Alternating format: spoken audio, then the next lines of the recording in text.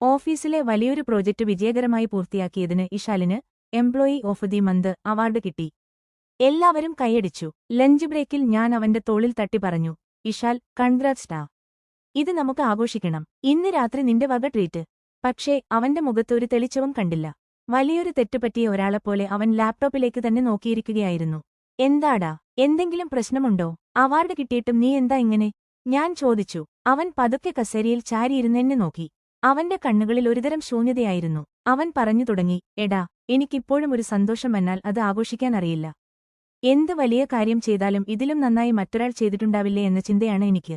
ഞാൻ ചെറുതായിരിക്കുമ്പോ എന്റെ അച്ഛൻ അന്ന് മറ്റുള്ള കുട്ടികളുടെ മാർക്ക് പറഞ്ഞ് എന്നെ കളിയാക്കിയപ്പോൾ സത്യത്തിൽ എനിക്ക് നഷ്ടപ്പെട്ടത് എന്റെ മാർക്കല്ല, എന്റെ സ്വയബോധമാണ്, സെൽഫ് വർത്ത്.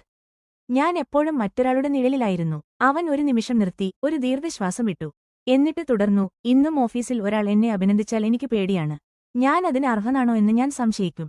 ഓരോ തവണ അവാർഡ് കിട്ടുമ്പോഴും മനസ്സ് പറയും, ഇതൊന്നും പോരാ, ഇതിലും വലിയ നേടണമെന്ന്. ഒന്നിലും ഒരു ഹാപ്പിനെസ് ഇല്ല. അവൻ ആ ട്രോഫി ഡെസ്കിലെ ഒരു മൂലയിലേക്ക് മാറ്റിവെച്ചു. വർക്ക് ചെയ്യാൻ തുടങ്ങി. അവന്റെ വാക്കുകളിൽ വർഷങ്ങളായി കൊണ്ടുനടക്കുന്ന വേദന ഉണ്ടായിരുന്നു. മക്കളെ മറ്റൊരു കുട്ടിയുമായി താരതമ്യം ചെയ്യുമ്പോൾ മാതാപിതാക്കൾ ഓർക്കുന്നില്ല, അവർ കൊന്നുകളയുന്നത് ആ കുട്ടിയുടെ വ്യക്തിത്വത്തെയാണെന്ന്, ജീവിതകാലം മുഴുവൻ വേടയാടാനുള്ള ട്രോമയാണ് സമ്മാനിക്കുന്നതെന്ന്. കുത്ത്